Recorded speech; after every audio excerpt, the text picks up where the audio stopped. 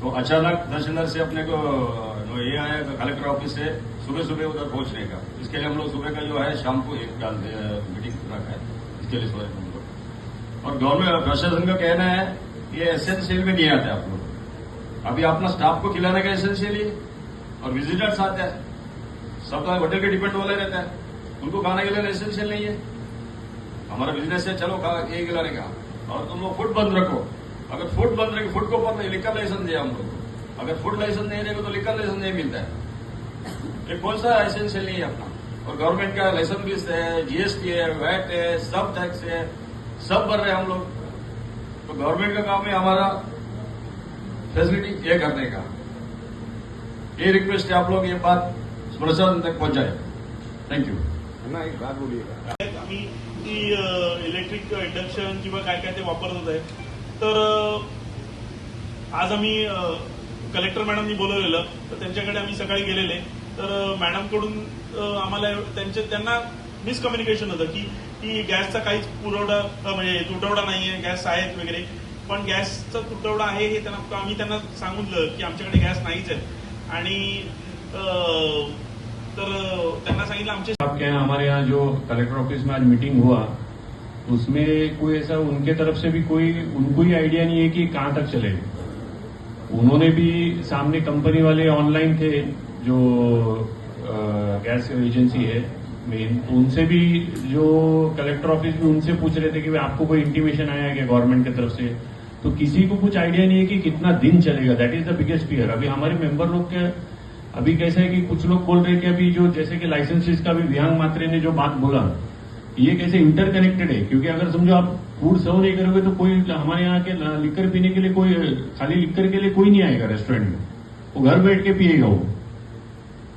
तो ये सब इंटरकनेक्टेड है और 30-30, 40-40 स्टाफ का जो बर्डन है हमारे पास, और उनका खाने के लिए हमने ये प्रश्न आज कलेक्टर ऑफिस में ये भी रखा हमने, इस स्टाफ का खाने के लिए क्या प्रोविजन है, हमें कैसे हम लोग उनके लिए कैसे फूड प्रोवाइड करें, क्योंकि वो भी तो इंसान ही है ना। भी जैसे आप लोग रेजिडेंस के बारे में सोच रहे हो, रेजिडेंस के लिए जो इंडक्शन कुकर है that can be an option. घर पे अगर समझो 3 आदमी है, 2-3 आदमी लोग के लिए आप इंडक्शन में खाना पका सकते हो घर के लिए, लेकिन होटल में जो 30 आदमी 40 आदमी का स्टाफ है वो इंडक्शन में नहीं होगा।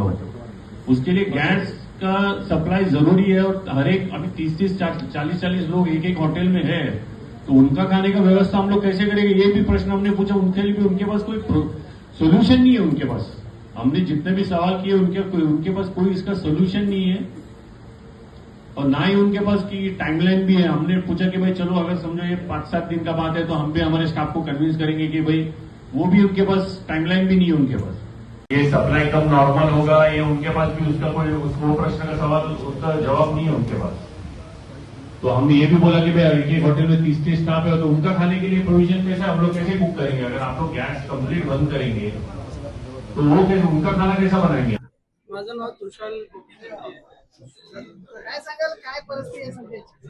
परिस्थिती खूपच खराब आहे। म्हणजे आता जे सांगितलंय कमर्शियल गॅस देणार नाही म्हणजे स्टाफला जेवण द्यायचं कसं असं झालंय। आता असं विचार चालू आहे की जीव द्यायची पाळी आली। म्हणजे कोविड मध्ये गॅस भेटत होता आणि आता असं झालं की ते कोविड तर नाहीये पण गॅसच भेटत नाही।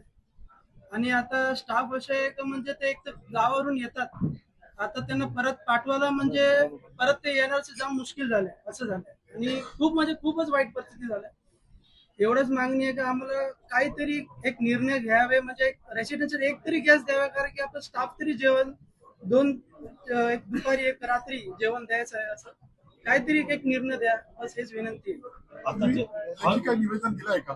लेखी निवेदन दिलंय, आता ते नोट डाऊन केलं, बघू आता ते कधीपर्यंत ते निर्णय घेतात। थांबले, त्यांचा वेट चालू आहे आमचं।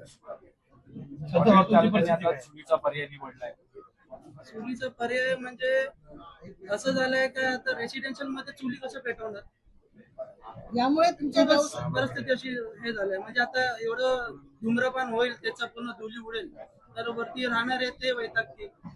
यामुळे तुमच्या व्यवसायावर किती परिणाम होईल, कितीचं नुकसान होईल? नुकसान म्हणजे आता किती जण म्हणजे आता मार्च मध्ये लायसन्स फीस भरायचं म्हणजे एखादा आम्हाला आता दागिने गिरवी करून ते लायसन्स फीस भरायला लागेल, कारण की काय प्रशासन तर 10% ते पण माफ नाही करणार, किंवा 2 महिने 3 महिने एक्सटेंड पण नाही करणार। आता करायचं काय हे प्रश्न झाला. एक तर 5% वॅट ते 10% गेलं आणि एकदम परिस्थिती आता खराब करून टाकली. तुम्ही ह्या माध्यमातून आता शासनाला काय मागणी करता? शासनाला हेच मागणं करतो की आमचा काहीतरी विचार करा ना, तर तुम्ही आमच्या खुर्चीमध्ये बसून काहीतरी पर्याय घ्या. तर तुम्हाला पण माहित पडलं की आमच्या काय चालू आहे, आता आमची परिस्थिती काय चालू आहे तर त्यांना माहित पडलं पाहिजे. ते फक्त बोलतात त्या तुम्हाला हॉटेलमध्ये गॅस देऊ नका. अरे बाबा, गॅस देऊ नका म्हणजे कोणातरी तुम्ही बघा तरी 50-60 माणसं आहेत, त्यांचं जेवणाचं काय आहे?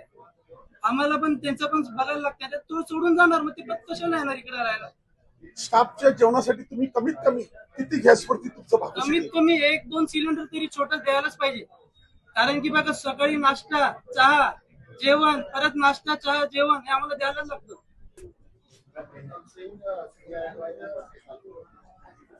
अभी क्या परिस्थिति है, क्या परिस्थिति ऐसी है कि लोकल अथॉरिटीज जो है, कलेक्टर सर और तहसीलदार सर, उन्होंने जो हमारे यहाँ के कमर्शियल सिलेंडर्स के डिस्ट्रीब्यूटर है उनको बताया है कि होटल इंडस्ट्री को सिलेंडर्स का सप्लाई जो है वो बिल्कुल रिस्ट्रिक्ट करना है, क्योंकि पीछे से सप्लाई का शॉर्टेज है।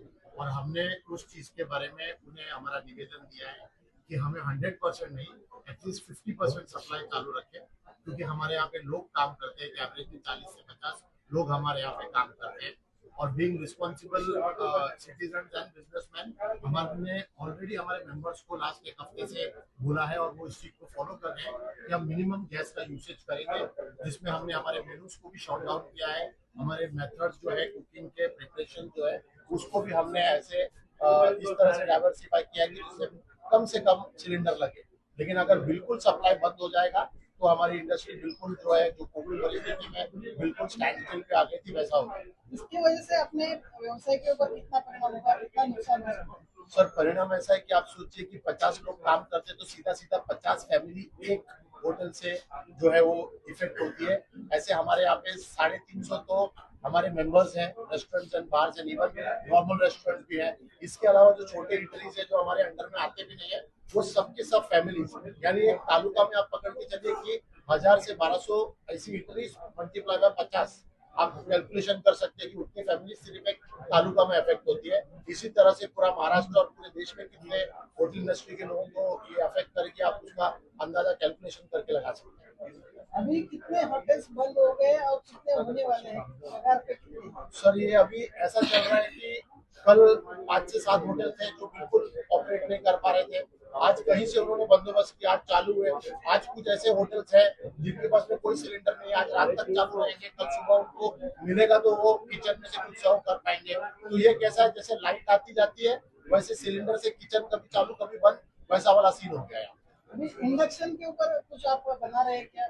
सर, इंडक्शन पे कोशिश की जा रही है। इंडक्शन ऐसा है कि उसका जो फ्यूल देने का फ्रीक्वेंसी होता है, जो फायर पावर होता है, बहुत कम होता है। उसमें खाना गर्म किया जा सकता है, या फिर ऐसा खाना जिसको लॉन्ग टाइम पे बनाना है, जैसे दाल वगैरह है, खिचड़ी वगैरह, वो बन सकता है। लेकिन जो अला कार्ट रेस्टोरेंट की चीजें हैं और इवन जो अपने साउथ इंडियन फूड है, जैसे कि डोसा है, उत्तपा है, ये सब चीजों को इंडक्शन पे बनाना बहुत ही मुश्किल है। मतलब उसमें सिर्फ ज्यादा से ज्यादा हम लोग जो है वो अपनी चीजें गर्म कर सकते हैं और सर्व कर सकते हैं। उसमें खाना बनाना बहुत डिफिकल्ट है। आपने जो मांग की है वो जब पूरी नहीं होगी तो आपका आगे का कदम क्या रहेगा? सर, हम लोग लास्ट में कुछ नहीं, हमको तो रास्ते पे उतरना पड़ेगा। हम कोविड के टाइम पे भी रास्ते पे उतरे थे, तो लास्ट में तो अगर हमारा कोई नहीं सुनेगा तो हमें लास्ट में रास्ते पे उतरना पड़ेगा। सवाल ये है कि आपको एक शाही फरमान की तरह जो है ऑर्डर दे दिया गया कि आपको कमर्शियल गैस नहीं दी जाएगी, आप उस पर क्या एक्शन लेंगे? सर, ऐसा है कि हम लोग बिजनेसमैन हैं, कोई गवर्नमेंट अथॉरिटीज नहीं है जो एक्शन लेंगे। हमने रिक्वेस्ट किया है अथॉरिटीज को कि हमारे सिलेंडर्स को जो है वो हमें एटलीस्ट 50% पे दे। अगर वो नहीं देंगे तो हमें हमारी दूसरी एसोसिएशन के साथ मिल के कोई ना कोई निर्णय लेना पड़ेगा। हमारी एसोसिएशन MMR रीजन की एक एसोसिएशन है जिसमें आहार और उसके साथ लगते खाने, नवी मुंबई, मीरा भाईंदर, ये सब एसोसिएशन है। उनके साथ मिल के हमें कोई ना कोई ऐसा निर्णय लेना पड़ेगा जिससे कि हम एटलीस्ट हमारे स्टाफ का पेट पाल सके। और हम ये आशा करते हैं कि जल्द से जल्द ये वॉर खत्म होगी और हमारा जो स्टोरेज है वो नॉर्मल होगा। तो तब तक के लिए हमारा ये रिक्वेस्ट रहेगा गवर्नमेंट से कि प्लीज किसी भी तरह से इसको 50% कल में कोशिश कर रहे हैं, टाइम लेके MLA मैडम्स को भी मिलने की कोशिश कर रहे हैं। और हमारे एसोसिएशन के अलावा अदर एसोसिएशन जो है, हमारी एक पेरेंट एसोसिएशन है आहार, उन्होंने ऑलरेडी छगन भुजबल साहब से परसों इस चीज के बारे में बहुत लंबी चर्चा की, रिक्वेस्ट किया, और उन्होंने पूरे महाराष्ट्र की जितनी भी होटल एसोसिएशन है, होटेलियर्स है, उनके लिए रिक्वेस्ट किया कि किसी तरह से हमें जो 50% है उतना तो एटलीस्ट फ्यूल हमें मिलना चाहिए। ये ऑलरेडी वहां पे भी गया है। इसके अलावा FHRAI ने सेंट्रल में दिल्ली में पेट्रोलियम मिनिस्टर को मिलके होटल इंडस्ट्री के बारे में रिक्वेस्ट किया है। इसके बारे में अगर आप समझो कमर्शियल नहीं दे रहे हो, डोमेस्टिक तो दो कम से कम स्टाफ का खाना बनाने के लिए, तो उसके लिए भी कोई उन्होंने हमारा बात सुना है, नोट डाउन किया है, लेकिन जवाब हमें कोई कॉन्क्रीट जवाब नहीं मिला उसका।